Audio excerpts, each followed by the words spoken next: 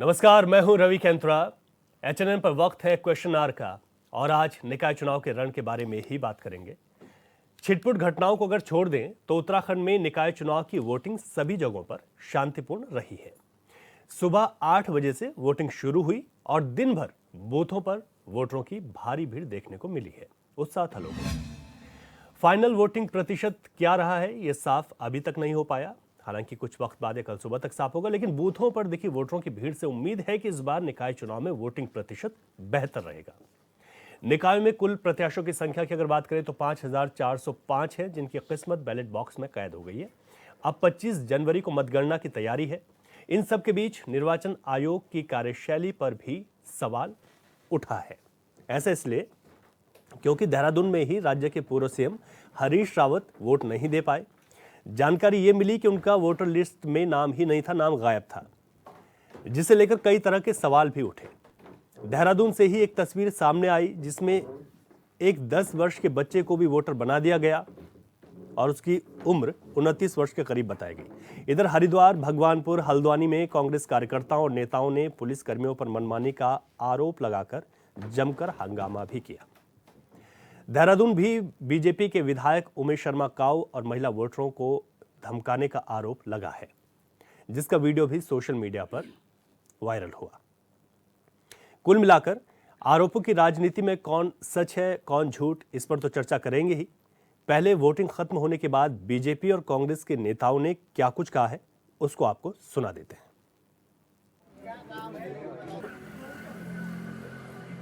और विशेष तौर पर दलित, पिछड़े और अल्पसंख्यक वर्ग के लोगों के नाम या मुखर जो भाजपा विरोधी हैं, अब मेरा ही नाम नहीं मिल रहा है। मैं तो गायब हो गया नहीं कहूंगा। अभी इलेक्शन कमीशन से मैंने आग्रह किया कि भाई हो जाओ, कह रहे हैं हमारा सर्वर डाउन है, सुबह से नहीं मिल रहा है। दोनों जगह जहां मैंने लोकसभा के चुनाव में वोट दिया था वहां भी खुजवाया, जहां अभी रह रहा हूँ क्योंकि किराएदार हूँ तो शिफ्ट होता रहता हूँ, तो वहां खोजा, वहां भी नहीं मिल रहा है।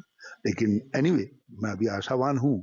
अब गरिमा दशोनी जो है मुखर विरोधी है, उनकी प्रवक्ता है, पार्टी के प्रमुख प्रवक्ता, उनके पूरे परिवार का नाम नहीं है, तो ये बड़ा अजीब सा वो है। और भाजपा की मुझे लगता है बिल्कुल सिस्टमेटिक एक्सपर्टाइज उन्होंने जनरेट कर ली है, गलत नाम जोड़ने और सही नामों को कटवाने में। जो है देखिए, हरीश रावत जी मतदान के प्रति कितने जागरूक है इसका पता इस बात से लगता है कि आज मतदान के दिन अपना मत को ढूंढने निकले। शायद हरीश रावत जी को पता ही नहीं कि मतदाता है कहाँ के। कभी हरिद्वार से चुनाव लड़ते हैं, कभी उधमसिंह नगर से लड़ते हैं, कभी अल्मोड़ा से लड़ते हैं। किसी व्यक्ति को यही नहीं पता वो ग्रामीण क्षेत्र का मतदाता है कि नगरीय क्षेत्र का मतदाता है। तो स्वाभाविक रूप से एक प्रकार का चुनाव के दिन जब हार दिखने लगती है तो आरोप के लिए कुछ रास्ते ढूंढे जाते हैं। और देहरादून के अंदर मतदान ढूंढना इसके पीछे का उनका एक यही लक्ष्य है। तो मैं कह सकता हूँ कि जागरूक मतदाता बने, मतदान से पहले अपने मतदान को सिक्योरिटी को देखें और तब मतदान करें। मैं भी ग्रामीण क्षेत्र का मतदाता हूँ, मेरा मतदान ग्रामीण क्षेत्र में है, तो इसलिए मैं स्वाभाविक रूप से मतदान नहीं कर पाऊंगा। तो इस प्रकार की स्थितियां निर्माण कर केवल और केवल दिखावटी नाटक करना ही कांग्रेस के कम से कम इतने वरिष्ठ नेता को शोभा नहीं देता। आज पूरे प्रदेश के अंदर निकाय चुनाव छुटपुट घटनाओं को छोड़ करके शांतिपूर्ण तरीके से संपन्न हो गया है और जिस तरीके से कांग्रेस के पक्ष में मतदाताओं ने बड़े उत्साह के साथ मतदान किया है, मैं विश्वास के साथ कह सकता हूं कि कांग्रेस प्रत्याशी इस प्रदेश के निकाय चुनाव में जीत का परचम लहराने में कामयाब होंगे। लेकिन दूसरी ओर जिस तरीके से मतदाता सूचियों से बड़े पैमाने पर मतदाताओं के नाम काटे गए थे, इससे निश्चित तौर पर निष्पक्ष और पारदर्शी मतदान व्यवस्था पर एक प्रश्न चिन्ह खड़ा होता है और मताधिकार के अधिकार से आप मतदाता को वंचित कर रहे हैं।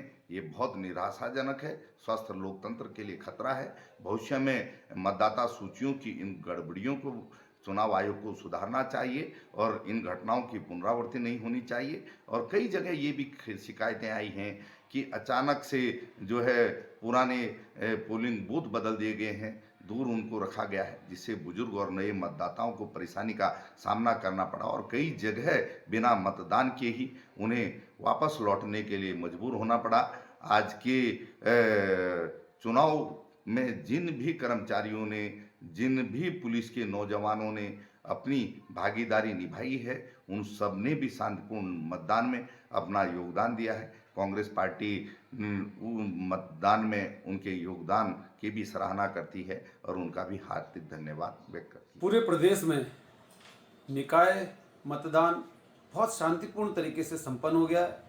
मैं उत्तराखंड की देवतुल्य जनता का बहुत बहुत धन्यवाद करता हूं कि उन्होंने शांतिपूर्ण तरीके से और भारतीय जनता पार्टी के पक्ष में बहुत अच्छा मतदान जो है पूरे प्रदेश में हुआ है।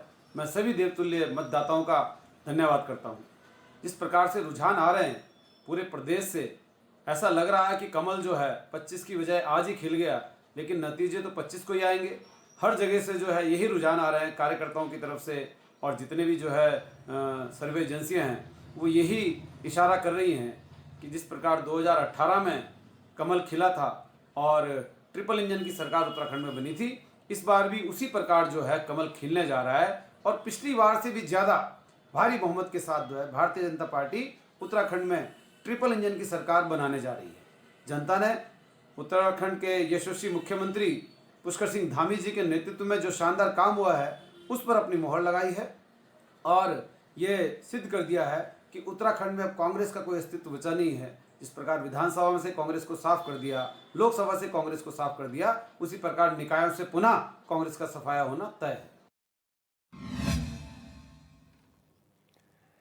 तो उत्तराखंड में निकाय चुनाव के रण को लेकर सुबह 8 बजे से वोटिंग शुरू हुई और 5 बजे तक वोटिंग का समय था। हालांकि कई बूथों पर देर तक भी वोटिंग चलती रही क्योंकि वहां पर वोटर्स की संख्या ज्यादा थी, काफी उत्साह देखने को मिला है। लेकिन आज उत्तराखंड के निकाय चुनाव के वोटिंग में कई तरीके के रंग देखने को मिले हैं। कहीं शांतिपूर्ण चुनाव संपन्न हुआ तो कहीं मारपीट की भी छुटपुट घटनाएं सामने आई। कहीं हमने देखा कि जो 100 वर्ष से ऊपर के मतदाता हैं वो भी उत्साहपूर्वक चुनाव करने के लिए, मतदान करने के लिए बूथ पर मौजूद रहे। कई जगहों पर कुछ और अन्य तरीके की घटनाएं हुई, लेकिन एक घटना जो सुबह से बड़ी सुर्खियों में है वो है कि यहाँ पर कई वोटर्स के नाम कट गए और बड़ी हैरानी करने वाली बातें भी सामने आई, जहाँ पर पूर्व मुख्यमंत्री का ही वोटिंग लिस्ट में नाम नहीं था। खैर, चर्चा करेंगे। हमारे तमाम मेहमान हमारे साथ जुड़ गए हैं। निकाय चुनाव के रण में अब प्रत्याशियों का भविष्य तो जो बैलेट पेपर हैं उनकी पेटियां कैद हो गई हैं। 25 तारीख को हम सबके सामने होगा, लेकिन पार्टियों के अपने अपने दावे हैं। सबका स्वागत कर लेते हैं। अनुपम जी, भाजपा के प्रवक्ता, हमारे साथ जुड़ गए हैं। पंज जी, बहुत स्वागत है। हमारे साथ उत्तराखंड क्रांति दल से दीपक रावत जी हैं, बहुत स्वागत है। हमारे साथ आम आदमी पार्टी से डी के पाल जी, बहुत स्वागत आपका। राजनीतिक विश्लेषक हमारे साथ राजेंद्र बिष्ट जी हैं, फोन लाइन पर जुड़े हुए हैं, बहुत स्वागत है। और वर्चुअली हमारे साथ धीरेन्द्र प्रताप जी, वरिष्ठ नेता है कांग्रेस के। धीरेन्द्र प्रताप जी, आपका भी बहुत स्वागत है। सबसे पहला सवाल धीरेन्द्र प्रताप जी, सुन पा रहे हैं आप? धीरेन्द्र जी जी, सबसे पहला सवाल मैं आपसे ही कर रहा हूं क्योंकि आज जो सोशल मीडिया पर सबसे ज़्यादा चीज़ें सामने निकल कर आई वो ये है कि वोटिंग लिस्ट से नाम गायब, और पूर्व मुख्यमंत्री जी ने भी ये कहा, हरीश रावत जी ने, कि उनका वोटिंग लिस्ट में नाम नहीं था, इस वजह से वोट नहीं दे पाए। कहाँ पर यह गलती हो गई कि वोटिंग लिस्ट में हरीश रावत का नाम नहीं था? देखिए, ये शरारत है एक तरह से। हरीश रावत जी को अपमानित करना चाहते हैं और निश्चित ही जो इनके वहां पर कार्यकर्ता रहे होंगे उन्होंने साजिश रची, क्योंकि उन्हें मालूम है कि हरीश रावत जी कांग्रेस के बड़े कायद हैं और सबसे एक्टिव लीडर्स में इस आयु में भी। तो उनको वो दिखाना चाहते हैं कि भाई ये अपना वोट तक का ध्यान नहीं रखते। लेकिन मैं समझता हूँ ये भाजपा का एक घटिया षड्यंत्र का हिस्सा है। और हरीश रावत जी का तो जहाँ तक सवाल है, निश्चित ही उनको बहुत बुरा लगा ही होगा। लेकिन इसके अलावा भी हजारों मतदाता ऐसे हैं जो मतदान केंद्रों से निराश होकर लौट आए। एक और सरकार प्रचार करती है कि सब लोग मतदान करने जाएं, और दूसरी ओर जो है इस तरह की लापरवाहियां होती हैं। तो मैं समझता हूं कि भाजपा को इसके लिए माफी मांगनी चाहिए।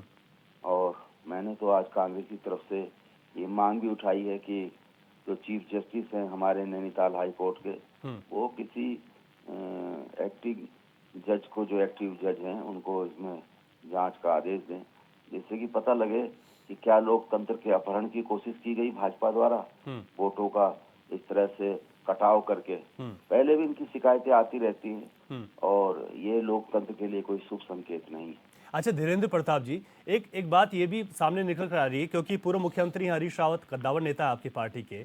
अक्सर हमने देखा कि पार्टी के जो बड़े नेता होते हैं, पहले ही दिन ये आ जाता है कि नेता का नाम, बूथ नंबर है, यहाँ पर वोट देंगे, इतने बजे आएंगे, ताकि वहाँ पर मीडिया भी पहुँच जाती है उनसे बातचीत करने कि क्या माहौल है, 2-4 सवाल हो जाते हैं। लेकिन कल शाम तक ऐसा नहीं था। तो ऐसा कैसे हुआ कि इतने बड़े नेता हैं, सुबह जाते हैं उनका नाम गायब?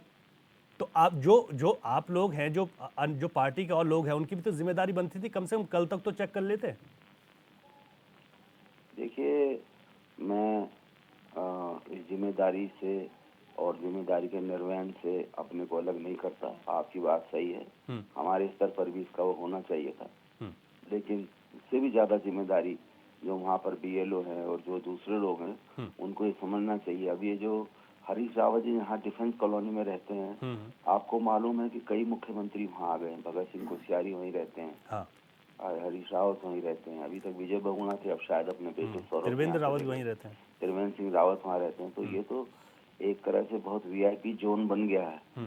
तो जो बीएलओ वगैरह उनको भी ये देखना चाहिए कि उनकी किरकिरी ना हो, और उनके जो मतदाता हैं वो राज्य के बड़े दिग्गज नेता हैं, तो उनका नाम नहीं आता तो उनकी कार्य प्रणाली पर भी प्रश्न उठते हैं। ज्यादा प्रश्न उनकी कार्य प्रणाली पर उठते हैं। ठीक है। अब हरीश रावत जी तो एल्डर सिटीजन से भी अब एल्डर सिटीजन में आ गए, हाँ, एज अबव 75। हाँ, तो उनका तो जो मतदान प्रक्रिया है और मतदान अधिकरण है, उनके लोगों को भी उसका ध्यान रखना चाहिए। ठीक है। अनुपम जी, कैसा रहा आज का मतदान? और साथ ही साथ जो ये नाम कटे, नाम गायब हुए, कांग्रेस का ये आरोप है, सीधे तौर पर आप ही लोगों के लिए कह रहे हो कि आप लोगों का षड्यंत्र है, आपने नाम काट दिया। देखिए, सर्वप्रथम तो आज मैं पूरी प्रदेश की जनता को और जहाँ जहाँ पे भी इलेक्शंस हैं, इन सबको बधाई देना चाहूँगा कि बहुत शांतिपूर्ण रूप से ये इलेक्शंस जो है वो पूरे हुए।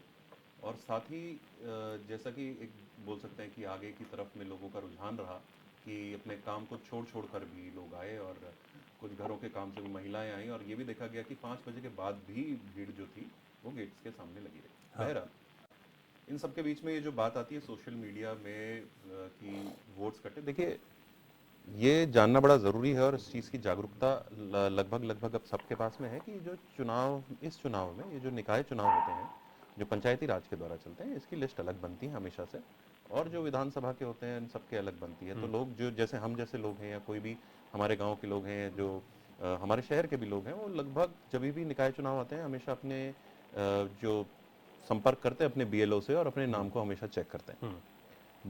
रही बात हरीश रावत जी की, और जैसे कि धीरेन्द्र प्रताप जी ने बोला कि हमें माफ़ी मांगनी चाहिए, मैं माफ़ी से ही शुरुआत करता हूँ। माफ़ी मांगने से मैं माफ़ी मांगता हूँ कि हरीश रावत जी अपनी ही पार्टी में जो है वो रिजेक्टेड नेता हो गए हैं। मैं माफ़ी मांग लेता हूँ कि हरीश रावत जी जो हैं वो हमेशा ऐसे गद्दावर नेता हैं कि जब भी अपनी कोई भी इलेक्शन आता है तो अपने ही भांजे भतीजे अपने बच्चों को आगे ले आते हैं। इसकी वजह से ही पार्टी ने उनको रिजेक्ट कर रखा है। तो उनको न्यूज़ में बने रहने के लिए सोशल मीडिया में देखा कि ये बात आने लगी, उठने लगी, तो साहब आगे आ गए कि भाई मेरा भी चुनाव। अरे भाई, आपका नाम नहीं था, आप अकेले व्यक्ति नहीं हैं, आपके साथ पीएज होते हैं। आप कभी आम की पार्टी कर देते हैं न्यूज़ में बने रहने के लिए, कभी कुछ और कर देते हैं, लेकिन प्रदेश और प्रदेश से के साथ में कार्य करने वाली किसी भी प्रक्रिया के साथ में हरीश रावत जी कभी भी नहीं रहे। तो ये तो सिंपल सी सीधी सी बात है कि हरीश रावत जी को खबर में बने रहना था। उन्होंने एक तर्जुमा वहां पे छोड़ दिया, एक तीर छोड़ दिया है। अब वो जहां पे भी जाके लगे उनके तो बल्ले बल्ले।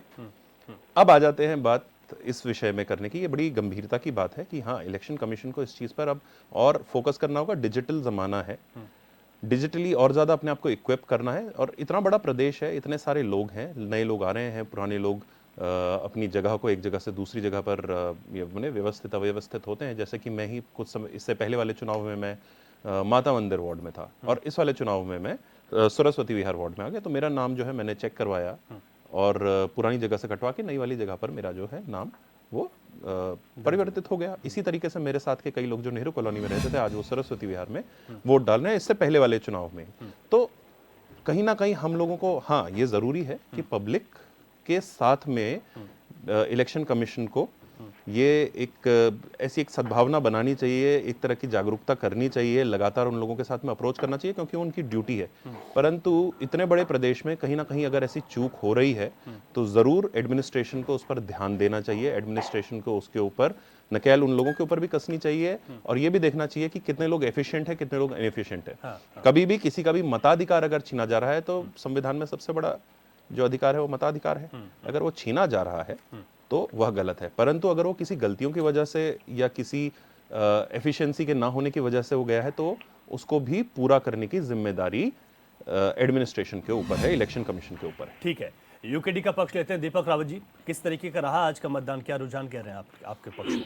देखिए रवि जी, जिस प्रकार से जनता का जो रुझान था और लगातार शाम को 6 बजे तक भी कुछ मतदान स्थलों में भीड़ लगी रही, तो इससे लग रहा था कि जनता जो है वो बदलाव की तरफ देख रही है। और जो पिछले 15-16 दिन में कैंपेन में हमने देखा, तो ये जो जहाँ पर भी जो नगर निगम हो, नगर निकाय हो, जहाँ पर भारतीय जनता पार्टी के जो प्रतिनिधि बैठे थे, उनके विपक्ष में, उनके पक्ष में तो हमें कहीं पर भी कुछ दिखा नहीं, उनके विपक्ष में जो लगा कि जो जनता है वो बदलाव चाहती है। और उसी बदलाव का ये नतीजा है कि आपने देखा हो कि शाम कहीं पर शाम 8-8 बजे तक मुझे लग रहा है। विपक्ष में किसके लिए? कांग्रेस के लिए, आपके लिए? नहीं, विपक्ष के लिए मैंने कहा, सत्ता के लिए नहीं है। वो लहर जो विपक्ष की है वो किस ओर जाएगी ये 25 तारीख को पता चलेगा, जब मतपेटियां खुलेंगी।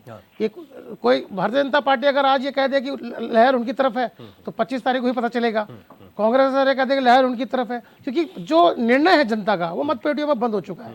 लेकिन एक निर्णय अवश्य दिख रहा था, वो स्पष्ट रूप से था कि जनता पूर्णतः विरोध है।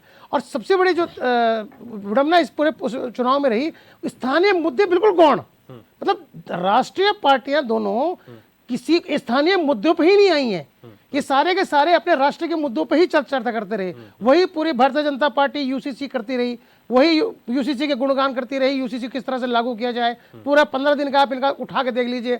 आप इनका धारा 370, राम मंदिर, और एक और विडंबना इस बार देखी हमने, जो बड़ा आश्चर्य करता है कि निकाय चुनाव में मोदी जी का नाम और योगी जी का नाम। अब मेरे लिए तो बड़ी समस्या है रवि जी कि मेरे घर के आगे अगर नाली में पानी चौक हो रहा हो या नाली बननी हो, तो उसके लिए मोदी जी क्या करने वाले और योगी जी क्या करने वाले? उसके लिए तो स्थानीय प्रशासन ही करेगा ना। एक भी इस उत्तराखंड, विशेष रूप से देहरादून में तीसरा टर्न होगा, तीन टर्न पिछले 15 साल से भारतीय जनता पार्टी का शासन है। आप एक बार भी किसी के नेताओं के द्वारा, इनके प्रवक्ताओं द्वारा एक बार भी उन 15 साल के काम के ऊपर अगर इन्होंने वोट मांगा है पिछले 15 दिन में, तो आप बता दीजिए।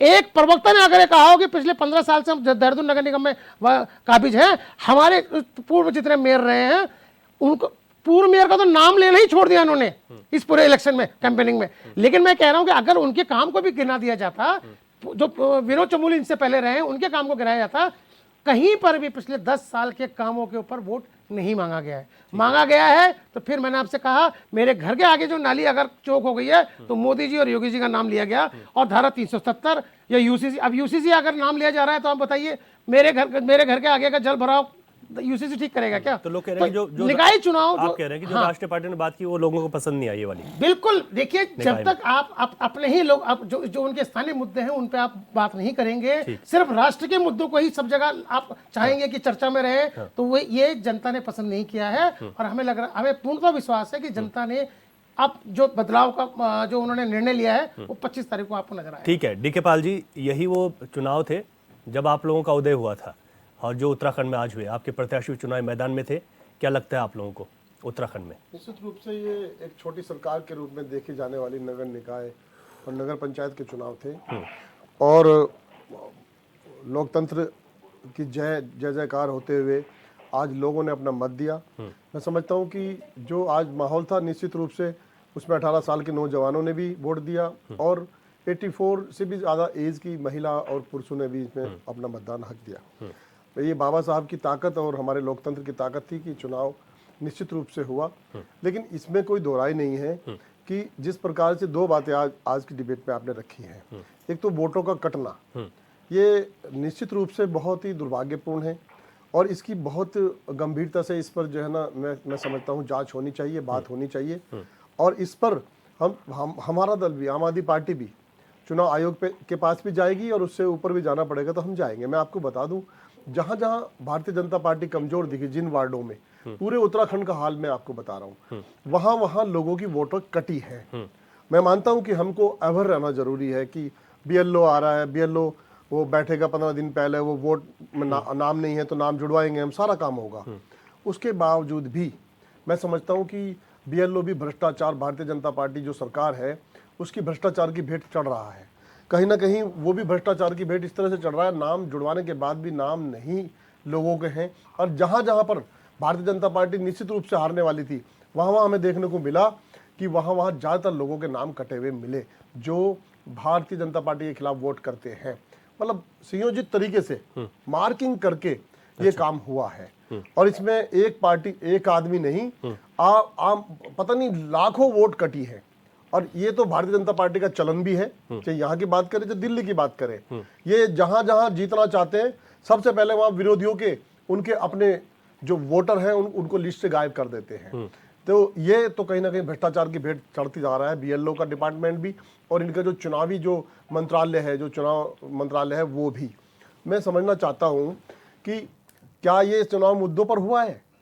क्या इस चुनाव के लिए नदी नाली और जो मुद्दे थे पिछले 10 साल से, जिन पर भारतीय जनता पार्टी का बराबर मैनिफेस्टो आया, क्या उस पर हुआ है?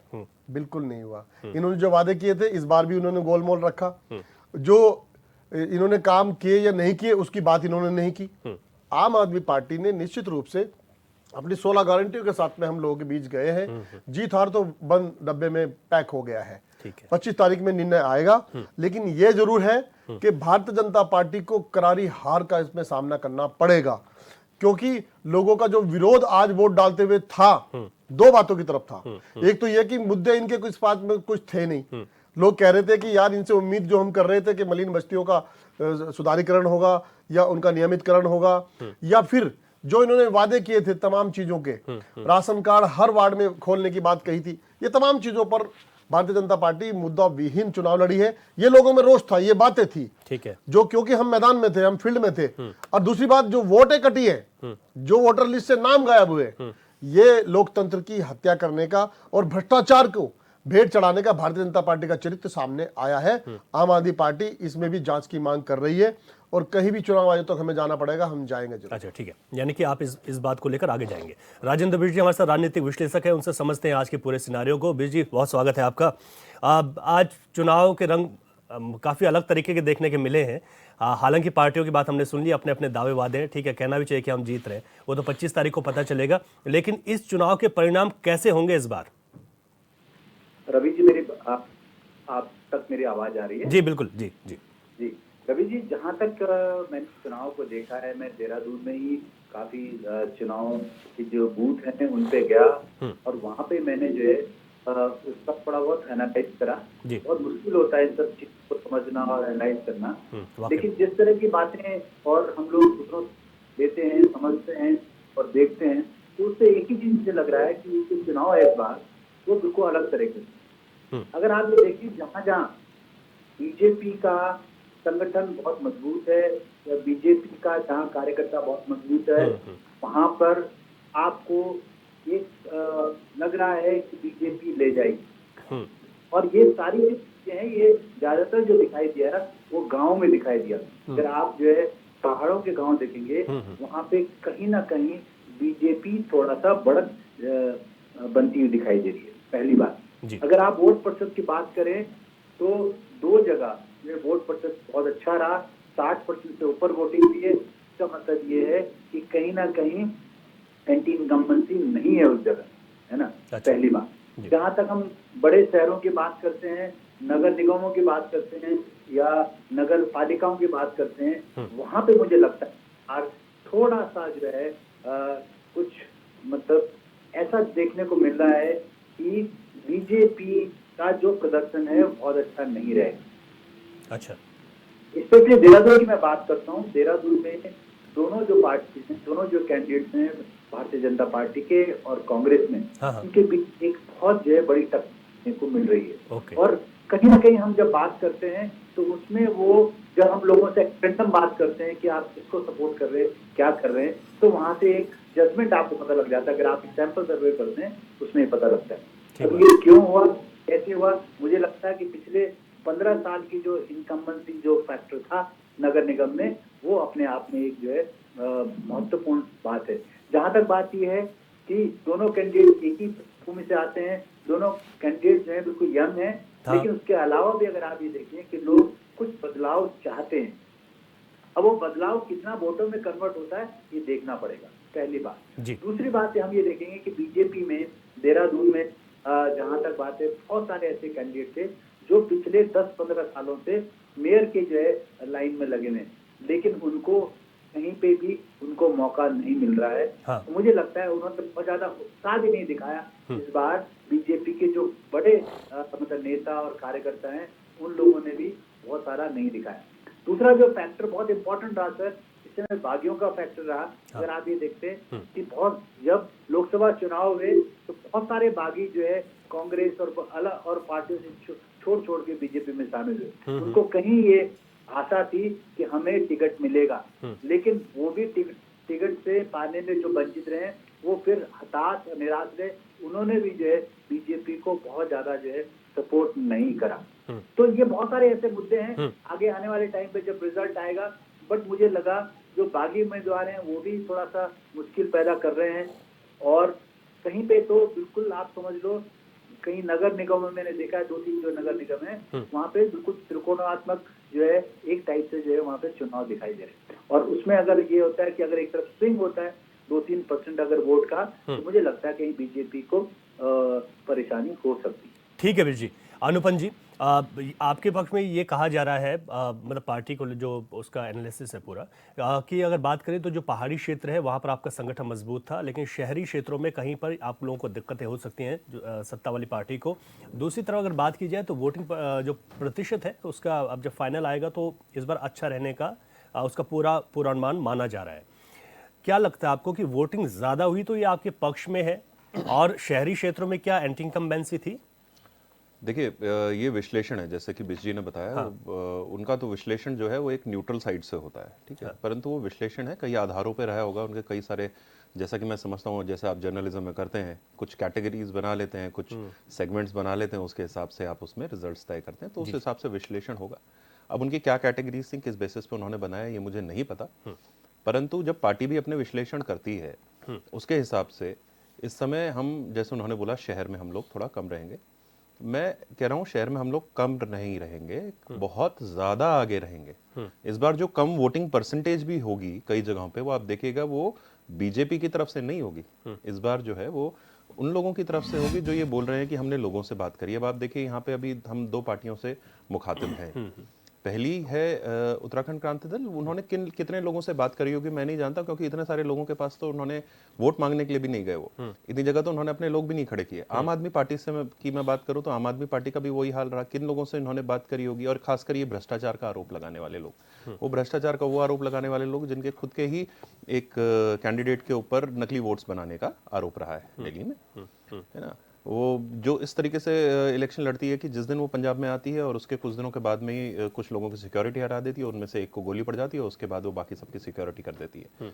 और उसके बाद उन पे जब हम आरोपों का खेल खेलते हैं तो देखिए आरोपों का खेल कितना मजेदार होता है, किसी भी तरफ चला जाता है। आरोपों का खेल तो ये भी है कि खालिस्तानियों के साथ में मीटिंग कर रहे, इन्हीं के पुराने किसी एक एमएलए ने बोला था कि भाई खालिस्तानियों के घरों में मीटिंग कर रहे थे, उन्हीं खालिस्तानियों ने जो है वो गोली मारने की बात करी थी, जो एक सिंगर थे पंजाब के सिद्धू मूसेवाला, और उसके बाद उन्होंने वापस सिक्योरिटीज कर दी। तो इस तरीके से भ्रष्टाचार का जो ये खेल है, मैं ये नहीं कह रहा हूँ कि कौन सी बात सत्य है कौन सी बात असत्य है, परंतु ये खेल है आरोपों का। तो इससे राजनीतिक विश्लेषण पार्टियों का नहीं होता। तो हम आज जो बात कर रहे हैं वो हम बात कर रहे हैं हमारी स्थिति क्या है। हमारी स्थिति शहर में भी बहुत अच्छी है। जहाँ तक की बात करें पार्षद की, तो पार्षदों में जहाँ बोल रहे हैं टिकट कटने की बात या टिकट को दे देने की बात, तो उसमें एक ये कार्यकर्ताओं की पार्टी है, तो कार्यकर्ताओं की आपस सबकी मंशा होती है। जी मेरी भी मंशा होगी कि कल की डेट में मुझे पार्लियामेंट में बैठा दिया जाए, तो बैठा थोड़ी ना देंगे, मैं बात रखूंगा अपनी, बात होगी, वार्तालाप होगी, पता चलेगा कौन कितना पानी में है और कौन कितना शक्तिशाली है, कितने लोगों के पास किसकी अप्रोच है, उसके हिसाब से टिकट तय होता है। तो मैं क्या करता हूं, जब हम पार्टी में होते हैं तो मेरा फर्ज है कि मैं उस पार्टी को आगे बढ़ाऊं, मैं उस व्यक्ति को जिताऊं, क्योंकि उसकी जीत में मेरी जीत है। ये कांग्रेस में नहीं हुआ, है ना। क्योंकि जो आपके बागी चुनावी मैदान में है उससे आप लोगों को दिक्कत नहीं आएगी, ऐसा कहना? देखिए बागी जो चुनाव में है, तो वही बोल रहा हूँ ना, ये क्या होता है कि जब आप साथ में बैठ जाते हैं, पता चल जाता है, पार्टी को भी पता चलता है, जब एक व्यक्ति अपना एनालिसिस करता है और 100 लोग आपका एनालिसिस कर रहे होते हैं, तो उसमें पार्टी देखती है कि भाई किसको ज्यादा जीतने के किसके आसार हैं, कितने लोगों के। ये चेहरे का चुनाव है साहब, पार्षदों का चुनाव चेहरे का चुनाव है, उस क्षेत्र के व्यक्ति का चुनाव है। लेकिन कांग्रेस ने कहा कि आप लोगों ने कहा कि ये चेहरे का चुनाव तो है, लेकिन आपने वहां भी अपने बड़े लीडर्स का नाम लेकर ही चुनाव लड़ा है, तो ये चेहरे का चुनाव था, तो आप लोगों को क्या आवश्यकता पड़ी? आपने तो कहा कि हमारा तो कमल लेकिन का फूल है। मुद्दा तो फिर उसके बाद मीडिया बना लेती है और फिर विपक्ष भी बना नहीं, लेता है। तो जो आप लोगों ने कहा ना कि हमारा कमल का फूल ही हमारा प्रत्याशी का तो चेहरा जो प्रत्याशी है हमारा, उसकी अगर सद्भावना अपने चुनाव चिन्ह में है तो क्या गलत है? अगर मेरी जो पूरी संरचना है वह एक टीम से आ रही है ना, मेरी जो ताकत है एक टीम से आ रही है, तो इसमें क्या बोलिए, तो सही बात है। एक अच्छी टीम का इसका मतलब है कि वो एक अच्छी टीम का हिस्सा है और वो हम लोगों को भी अपना हिस्सेदार मानता है। अगर मैं अपने किसी भी प्रत्याशी से कितना भी नीचे हूं तो वो मुझे अपने साथ में लाके खड़ा कर रहा है, इससे बड़ी बात क्या होगी? और जैसे कि इन्होंने बोला कि मुद्दों पे बात नहीं हुई, मुद्दों पे बात तब होती है जब मुद्दे उठाए जाते हैं। जैसे यूकेडी से ही उन्होंने बोला था कि भाई मेरे घर के बगल की नाली अगर खराब होगी तो मैं उसमें मोदी जी की बात नहीं करूंगा। पहले तो बहुत अच्छे पॉश एरिया में रहते हैं, हमारे पास में ही रहते हैं, लेकिन दिस इज अ वेरी, मैं ये कह रहा हूँ कि क्या हुआ कि कुछ समय में ये जो 15 साल है ना, उस 15 साल में ये डेवलपमेंट हुआ कि वो इतनी पॉश एरिया में है। प्लस क्या क्या चीजें बनाई गई मैं बता देता हूं कि हमारे यहाँ पहले किस तरह की नाली होती थी। अगर आप रिस्पना पुल से चले जाएं मोब्बे वाला तक में, तो किस तरह की नालियां थी, छोटी नालियां थी, उसमें उतना ड्रेनेज नहीं था। आज की डेट में जो डीप और जिसकी स्कैटरिंग ऊपर है, आप स्वयं देखते हैं लेफ्ट हैंड साइड में, राइट हैंड साइड में जो बड़े नाले हैं वो कब बने। आप बात कर रहे हैं कि कूड़े का निस्तारण का जो काम है, कूड़े का निस्तारण एक प्रॉपर वे में आपके घरों में गाड़ियां आ रही हैं, ये एक दिन में नहीं हो जाता साहब, एक साल में नहीं हो जाता। इसके लिए पूरी एक स्ट्रैटेजी बनती है, कितने लोग हैं, कहां पे कितना मापन होना है, वो सारी चीजें होती हैं। कमियां रहेंगी, कमियां पेशी रहेंगी, और वही ये चीजें लोग देखते हैं। उनके घरों तक कौन सी सुविधा पहुंच रही है, ये लोगों ने देखा, उसको समझा, और उसी की वजह से आज की डेट में भी लोग जो हैं वो बीजेपी की तरफ। अब देखिए ना, जनता ने मुद्दा नहीं बनाया, ये मुद्दा विपक्ष ने बनाया कि हमारा मुद्दा ये है, इसके ऊपर बात कर लीजिए। तो हमने कहा साहब उसी आपके वाले मुद्दे पे बात कर लेते हैं, आप जब हमारे काम पे बात नहीं करना चाह रहे, हम आपके मुद्दे पे बात कर लेते हैं। वही हो रहा है, और उसी की वजह से आप देखेंगे कि लगातार हम जीतते रहे हैं। एक बार देहरादून में ऐसा हुआ है कि एक बार कांग्रेस के मेयर रहे, उसके बाद से तो लगातार हम लोग जीतते रहे। क्यों जीतते रहे? इसी वजह से जीतते रहे, क्योंकि काम किया है और काम करते रहेंगे। ठीक है धीरेन्द्र प्रताप जी, भारतीय जनता पार्टी आज भी यही कह रही कि हमने काम किया है, काम करते रहेंगे, और जनता का जो मैंडेट है वो हमें ही मिलेगा आशीर्वाद इस बार भी। धीरेन्द्र प्रताप जी, आवाज मिल पा रही है आपको? मैंने कहा उन्होंने बहुत अच्छा काम किया, शराब की होम डिलीवरी करा रहे हैं। सब वो आम आदमी पार्टी थी दिल्ली में, शराब की होम डिलीवरी करा रहे हैं, बड़ा अच्छा काम कर रहे हैं, राज्य का भला हो रहा है। अब ये रिजल्ट आ जाएगा 25 तारीख को, इनको पता चल जाएगा कि कितने लोग उनके साथ हैं। अभी गामा जी की भी जांच हो रही है, डिस्प्रपोर्शनेट असेट, इतना पैसा कमाया उन्होंने कि भाजपा ने उनका पोस्टर में फोटो तक नहीं दिया। बड़ा अच्छा काम किया है। अगर अच्छा काम किया था तो अनुपम जी उनका फोटो क्यों गायब कर दिया? अरे साहब, हरक सिंह रावत जी को तो आप शहर में लेके चल रहे थे, उनके ऊपर ईडी की भी हुई है, और मेरी वाले केस में वो लोग, फॉरेस्ट वाले केस में वो उनके ऊपर सीबीआई आ रखी है, और लगातार हर मीटिंग में मेयर साहब भी गए हैं। कल तक जो है वो चाउमीन बेचते थे, आज उनका नाम चाउ माऊ गामा हो गया है। पूरी तरह से पूरा देहरादून जानता है कि उन्होंने किस तरह से इस शहर को लूटा है। मैं पुराने मेयरों के बारे में भी जानता हूँ, उनका कहना नहीं चला। ये दुर्भाग्य की यहाँ मैं तो कहता हूँ साहब, आप कहें तो सही, मैं तो यही चाह रहा हूँ कि आप कहें। नहीं करती। ठीक है, मैं तो चाह रहा हूँ साहब आप कहें तो सही। ये तो यही कहानी होगी कि मैं जानता सबके बारे में, ऊपर मैं कहूंगा किसी के बारे में नहीं, गुपचुप इसलिए रहूंगा कि कहीं ऐसा ना हो कि हमारे आसपास वालों के नाम खुल जाए। और जहां तक की बात रही कि इन्होंने बोला उनके ऊपर डिस्प्रोपोर्शनेट एसेट का केस चल रहा है, अच्छा, बिल्कुल चल रहा होगा, लेकिन कोर्ट में है ना साहब, पीछे तो नहीं हटे। दूसरी बात, हर जगह पे, हर मीटिंग में जो इससे पूर्व मेयर थे वो गए, लोगों के सामने गए, जहां जहां पर उनके भाषण में, वहां पे मैं आपको आज भी ये घोषित करके कह रहा हूं कि वहां पे बीजेपी की मैक्सिमम वोट्स आएंगे। ठीक है डीके पाल जी। गंतुरा जी, इसमें कोई शक नहीं है कि भारतीय जनता पार्टी का अगर नाम हम भारतीय भ्रष्टाचार पार्टी रख देते हैं तो कुछ में बहुत बड़ी बात नहीं है। पूरे देश का सिनेरियो ये कह रहा है कि जिस ताकत के साथ में जनता ने इनको अपना मत दिया है, जिस विश्वास से इनको जनता ने कुर्सी पे बैठाया है, उतनी ईमानदारी से ये काम नहीं कर रहे। और जब काम नहीं होता तो जनता में रोष तो होता है, हार जीत उसका बड़ा पैमाना नहीं होता। सर, दिल्ली में शराब भ्रष्टाचार हमने थोड़ी ना किया साहब, आम आदमी पार्टी ने किया था साहब भ्रष्टाचार। आम भ्रष्टाचार पार्टी रख दें सर उसका नाम। मैं उम्मीद करता हूँ आप मेरी बात सुनेंगे। सर, भ्रष्टाचार की बात हो रही है ना, आप कह रहे हैं आम भ्रष्टाचार पार्टी रख दें सर। क्या भ्रष्टाचार साबित हुआ है?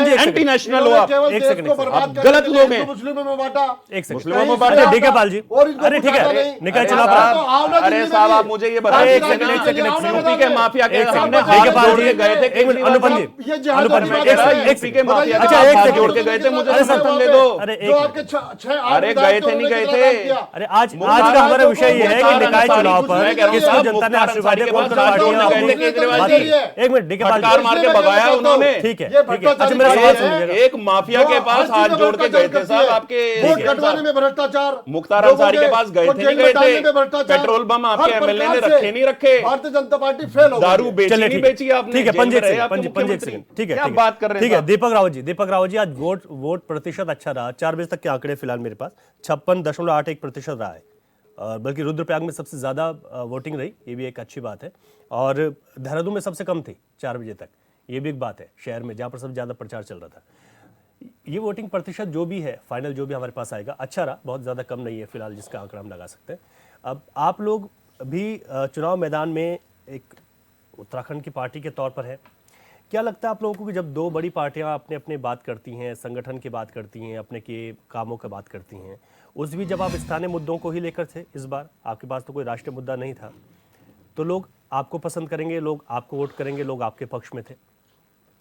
देखिए रवि जी, इस प्रदेश का दुर्भाग्य ये रहा है कि जिनको 2-2 बार शासन करने का मौका मिला, उन्होंने जो स्थानीय मुद्दे हैं उन पर कभी भी कोई चर्चा नहीं करी। इनकी नीति निर्धारण में या नीति जब बनाते हैं उसमें कभी भी स्थानीय जो आदमी था, मूल निवासी था, वो कभी केंद्र में रहा ही नहीं। यदि वो व्यक्ति केंद्र में रहा होता तो अभी 24 वर्षों के बाद भी बहुत सारी समस्याओं का वही समस्याएं जो उत्तर प्रदेश में रहते हुए थी, आज भी वही समस्या जस की तस है, कोई बदलाव नहीं है। पलायन 24 वर्षों में बढ़ा ही होगा, कम नहीं हुआ है। पलायन का दंश आज भी वही के चल रहा है। जो हमारी संस्कृति है, जिस प्रकार से उस पर जिस वजह से हमने अपने आप एक पर्वतीय राज्य बनाने की कोशिश करी थी, आज सबसे ज़्यादा चोट अगर किसी को हो रही है तो वो संस्कृति में ही हो रही है। तो इसकी जिम्मेदारी किसकी है? लेकिन समय क्या है कि आप पिछले अभी 10 मिनट देख रहे थे, आप चर्चाओं में अगर उत्तराखंड के निकाय चुनाव में भारतीय जनता पार्टी के प्रवक्ता अगर पंजाब के आतंकवाद को जगह देंगे, दिल्ली में जो शराब आम आदमी पार्टी का जो उन पर आरोप लग रहे हैं उसका यहाँ पर चर्चा करेंगे, तो इस प्रदेश का क्या होगा? आप ये निकाय चुनाव है, इस तरह मैंने आम आदमी पार्टी इस वक्त पंजाब और दिल्ली में ही है, तो देखिए रवि जी मैंने क्या कहा था, ठीक है, चर्चा नहीं होनी चाहिए। स्थानीय मुद्दे में चुनाव नहीं लड़ा जा रहा है। इनकी आप डिबेट के टॉपिक 10 मिनट पहले जो उन्होंने बातें करी हैं, ये सारे के सारे इस प्रदेश से रिलेटेड है ही नहीं। आज का जो आपका चर्चा का विषय है वो स्थानीय मुद्दा था, यहाँ के निकाय चुनाव थे। लेकिन आप देखिए उन चर्चाओं में नहीं है। आप ये 15 साल के रिपोर्ट कार्ड का हम तो स्पष्ट कह रहे हैं कि भारतीय जनता पार्टी के प्रवक्ता ये कह रहे थे कि परिसंपत्तियों का कोई विवाद नहीं है, जबकि उनको जानकारी नहीं है कि विवाद है। तो हम आपसे ये कह रहे हैं कि 1000 हम तो कह रहे हैं कि आप डॉक्यूमेंट को लेकर आइए जिसके ऊपर डिबेट कर करोड़ सको। का इन्होंने खर्च करा है, उस पर भी करेंगे। स्मार्ट सिटी के नाम पे, सुन लीजिएगा, स्मार्ट सिटी के नाम पे 1050 करोड़ रुपए खर्च हुए हैं। ये बता दें कि स्मार्ट सिटी में खर्च सिर्फ लिस्ट 100 की लिस्ट में, स्मार्ट सिटी बनने की लिस्ट में है। नहीं वो ठीक है, ये सब बात ये बताएं, मैं कह रहा हूं कि लोग नाराज जब ये विपक्ष से मांगते हैं कि आप डिटेल लाइए, स्मार्ट सिटी 1050 करोड़ की डिटेल दीजिए, कहां स्मार्ट सिटी देहरादून में बनी। आप लोग जब चुनाव प्रचार में गए तो लोग नाराज थे भारतीय जनता पार्टी से स्मार्ट सिटी को लेकर। स्मार्ट सिटी के नाम पे आप बताइए जो मापदंड थे स्मार्ट सिटी के वो कहां पूरे हुए हैं? आपको जानकारी दे दूं, 2016 से ये प्रोजेक्ट पूरे भारतवर्ष में चल रहा है। मापदंड क्या है? और आपको आपके स्मार्ट सिटी के नाम पे आप बताइए मापदंड क्या है? स्मार्ट सिटी के जो मापदंड है ना जी, मापदंड बताइए, पढ़ लीजिए। जो आप अरे आप बताइए ना मापदंड कौन सा आप बोल रहे हैं? मापदंड पूरे नहीं है। स्मार्ट सिटी के नाम स्मार्ट टॉयलेट बना दिया आप लोगों ने, आप बताओ तो मापदंड क्या है? अच्छा स्मार्ट टॉयलेट में बताओ, ड्रेनेज बना दिया आप लोगों ने, ड्रेनेज बता दिया ना, ड्रेनेज बता दिया, दो बनाए, सीवेज बना दिया आप लोगों ने, बना रहे हैं वो भी। सीवेज बना आपके घर के बाहर से सीवरेज नहीं बिछ रही, मुझे बताइए जिसके लिए आप परेशान हो रहे हैं। क्या बात कर रहे हैं? मेरे घर के आगे तो नाली भी नहीं बनी हुई है। क्या बात कर रहे हैं? सीवरेज नाली भी नहीं बनी हुई है मेरे घर के आगे। नहीं है, मैं नाली की बात कर रहा हूं। एचएनबी कॉलोनी में सीवरेज है नहीं है? दूसरा पॉइंट था आपका सीवरेज। अरे मैं कह रहा हूं हां या ना बोल दीजिए साहब। आपके घर के आगे नाली है? अरे हां या ना, मैं वो भी बता दूं। मेरे घर के बगल में डिफ्लेक्शन है। अगर यही भारतीय जनता पार्टी, भारतीय झूठ पार्टी, आप बताओ ना सीवरेज है, भारतीय झूठ पार्टी रख दूं तो क्या होगा? स्वयं आपके प्रवक्ता झूठ बोलने में लगे हुए हैं। उत्तराखंड क्रांति दल 2 लोगों को नहीं खड़ा कर पा रही।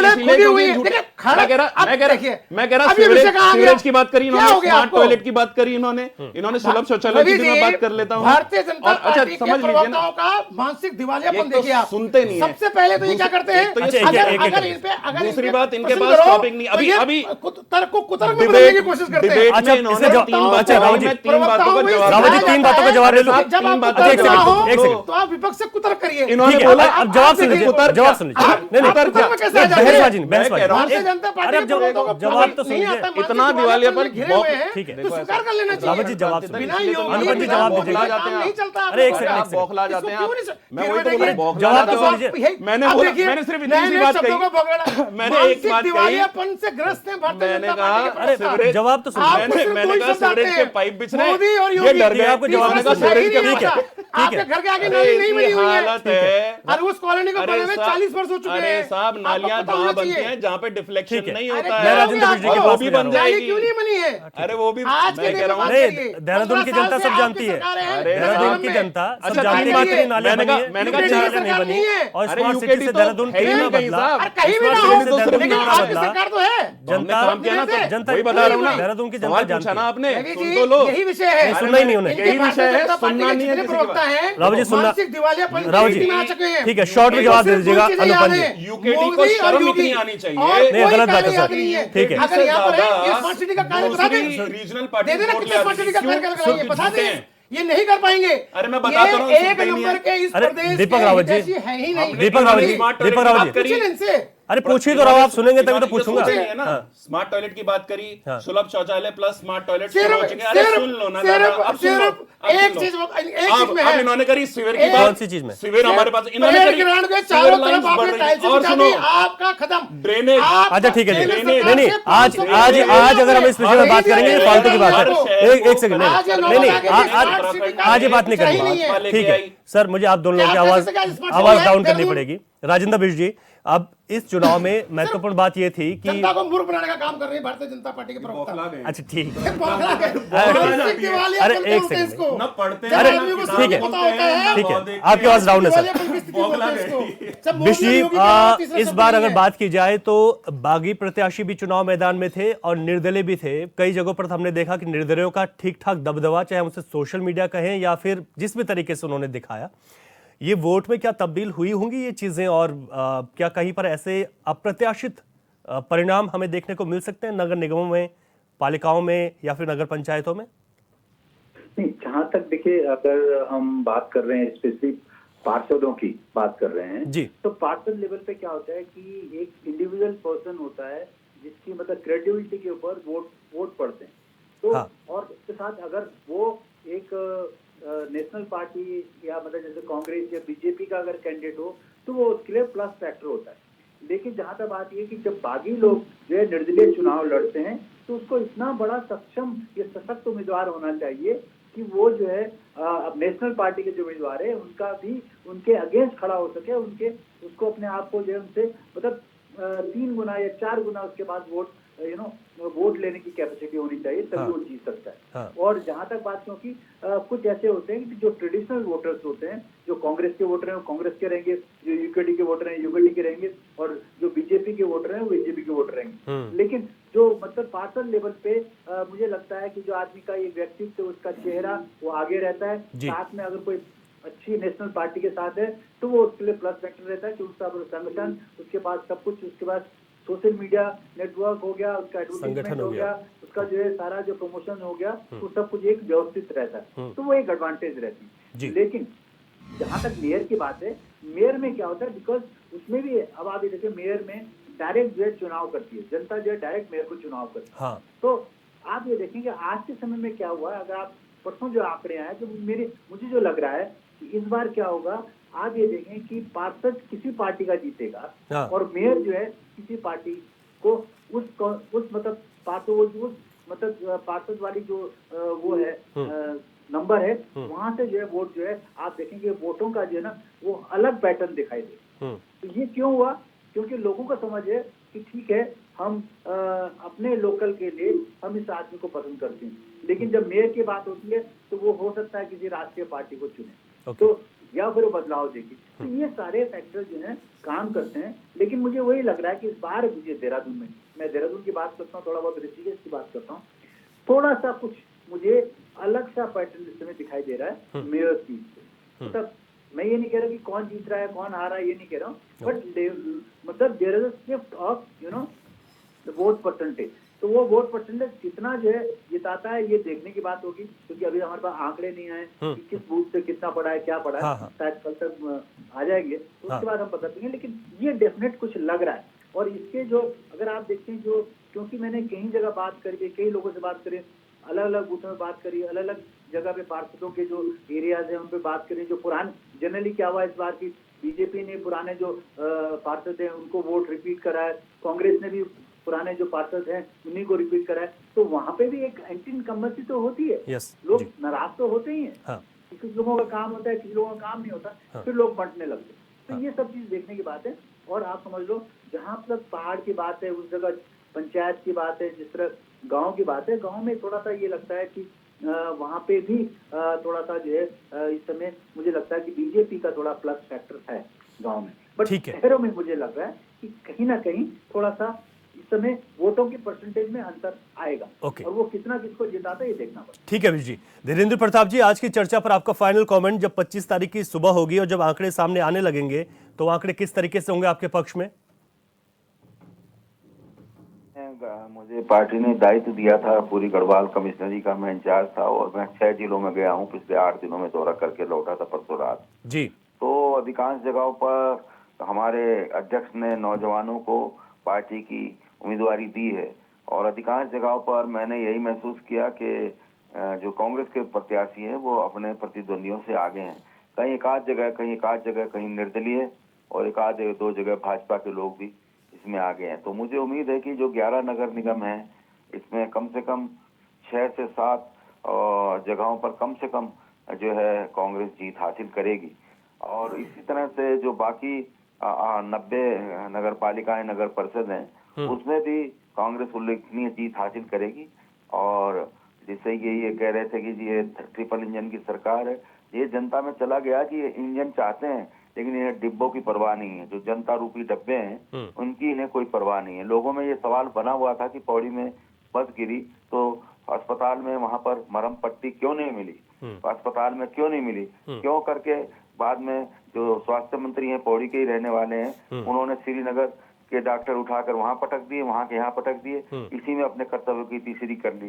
तो स्थानीय मुद्दों में यही होता है कि वहां पर अस्पताल की स्थिति क्या है, पार्कों की स्थिति क्या है, वहां पर परिवहन की स्थानीय व्यवस्था क्या है, वहां पर क्या कहते हैं सफाई है कि नहीं, कूड़ा उठान है कि नहीं। तो इन सवालों को लेकर सभी लोग ये जानते हैं कि भाजपा की प्राथमिकता में नहीं है। लोग मर रहे हैं और भालू मार रहा है उन्हें, कहीं हाथी मार रहा है, कहीं शेर मार रहा है, कहीं बाघ मार रहा है और सरकार जो है खास तौर पर मातृशक्ति जिस तरह से अपमानित हो रही है इसका भी लोगों में बड़ा रुझान है और मातृशक्ति इसमें ठोक के भाजपा के खिलाफ मतदान करती है। ठीक है अनुपम जी, फाइनल कमेंट आपका।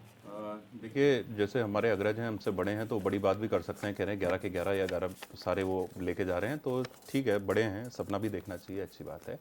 लेकिन ऐसा कुछ हो नहीं रहा है। सब जगह पर भाजपा की जो है वो पुनः छोटी सरकार जो है जिसको हम बोलते हैं 11 निगमों में। हाँ 11 निगम में आ रहे हैं आप? नहीं, मैं इनकी बात कर रहा था ना, जो सपने हैं हमारे, हम तो भाई हम तो ठोक के बोल रहे हैं कि हम लोग जो है सब जगह पे जहां पे जीते हैं, इवन वार्ड्स में भी हम सबसे अच्छा प्रदर्शन जो रहेगा वो भाजपा का रहेगा। जहां तक की बात है अपोजिशन की, अपोजिशन होना चाहिए। देखिए कोई भी जो भवन है वो चलता ही अपोजिशन से है, तो कांग्रेस का तो अपोजिशन खत्म है। मैं कहीं ना कहीं ये पर्सनल है कि पर्सनल राय में अगर उत्तराखंड में देखना चाहूंगा तो वो कहीं ना कहीं जो राज्य पार्टी है उसको देखना चाहूंगा अब अपोजिशन में, तो उसके लिए मैं ज़रूर शुभकामनाएं देता हूं आगे। बाकी बहरहाल कांग्रेस और चाहे अगर हम बोलें आम आदमी पार्टी या कोई भी जो और पार्टी है वो न वो राज्य के विषय में सोच सकती है ना राज्य के आगे कहीं सोच सकती है। ठीक है, तो हम जीत रहे हैं, इसकी बधाई आप हमें अभी दे दें या 25 तारीख को दें? नहीं, हम तो सबको दे रहे हैं। हम तो आम आदमी पार्टी को भी दे रहे हैं, यूकेडी को भी, आपको भी, कांग्रेस को भी, और निर्दलियों को भी बधाई हमारी तरफ से। दीपक राव जी। देखिए रवि जी, बहुत बढ़ चढ़ के लोगों ने मतदान किया है और निश्चित रूप से हमारा पूर्ण विश्वास है कि ये बदलाव के लिए किया है और 25 तारीख को जब नतीजा आएंगे तो ये जब निर्णय होंगे तो उसमें जरूर ये झलकेगा कि ये जो इतना प्रतिशत बढ़ा है चाहे पहाड़ों में या मैदानी इलाकों में, ये बदलाव की बाहर आई है और उसका फायदा सभी को मिलेगा। पाल जी। देखिए आम आदमी पार्टी ने निश्चित रूप से मुद्दों पर आधारित चुनाव लड़ा है। हाँ। पर इसमें भी कोई शक नहीं है कि जो वोटों का जो घोटाला हुआ है, जो वोटों पर जो इन्होंने भ्रष्टाचार किया है, बीएलओ को भी साथ में इन्होंने जोड़ा है, ये निश्चित रूप से एक बहुत बड़ी घटना है लोकतंत्र के लिए। ये इन्होंने यही नहीं किया, आज यहाँ से लेकर दिल्ली में भी आप देखिए 11-11, 12-12 हज़ार इन्होंने एक विधानसभा से वोटों को चट कर दिया। तो दोबारा से हमने उसको जुड़वाया वहाँ पर, लेकिन यहाँ क्योंकि चुनाव की एक परंपरा इन्होंने रखी ही नहीं। 1 साल यानी 15 महीने बाद ये चुनाव करा रहे हैं और उसमें कोई टाइम फिक्स नहीं है, बार बार अपने आप ही ये हल्फनामा जो है ना देते रहे, तो यहाँ चुनाव का पता नहीं चला। इसलिए अवेयरनेस थोड़ा सा मैं समझता हूँ कि आम आदमी पार्टी की और छोटी और पार्टियों की कम रही होगी, लेकिन इसमें कोई शक नहीं कि भ्रष्टाचार इन्होंने वोटों को कटवाने में किया है। ठीक है, आपके लड़ाई को लड़ेंगे आगे और इस पर हम आम आदमी पार्टी चुनाव आयोग से भी मिलेगी और निश्चित रूप से जो ये बड़बोलापन कर रहे हैं कि ये जीतने जा रहे हैं, इसका तो 25 तारीख में जनता जनार्दन जवाब देगी। ठीक है, आपने कहा कि 25 तारीख में जवाब देगी। 25 तारीख का इंतजार सभी को है। धीरेन्द्र प्रताप जी, अनुपम जी, दीपक रावत जी, डीके पाल जी, राजनीतिक विश्लेषक राजेंद्र बिष्ट जी, आप सभी का बहुत शुक्रिया इस चर्चा में भाग लेने के लिए। अब इंतजार आज का तो खत्म हो गया, मतदान का 25 तारीख का सबको इंतजार है कि जब सुबह से मत पेटियां खुलेंगी तो धीरे धीरे रिजल्ट हम सबके सामने होंगे और सभी जो 5000 से ज्यादा प्रत्याशी हैं उनका भविष्य आपने अब मत पेटियों में कैद तो कर ही दिया। 25 तारीख का इंतजार सभी को है कि इस बार ट्रिपल इंजन की जो सरकार की बात की कर रही है सत्ताधारी पार्टी, वो होगा या फिर विपक्ष अपने आप को जिस तरीके मजबूत बता रहा है वो होगा, या फिर जो निर्दलीय और जो यहाँ के क्षेत्रीय दल है उन्होंने जो ताल ठोकी हुई है उनको जनता का आशीर्वाद मिलेगा। क्वेश्चन आवर में इतना ही। नमस्कार।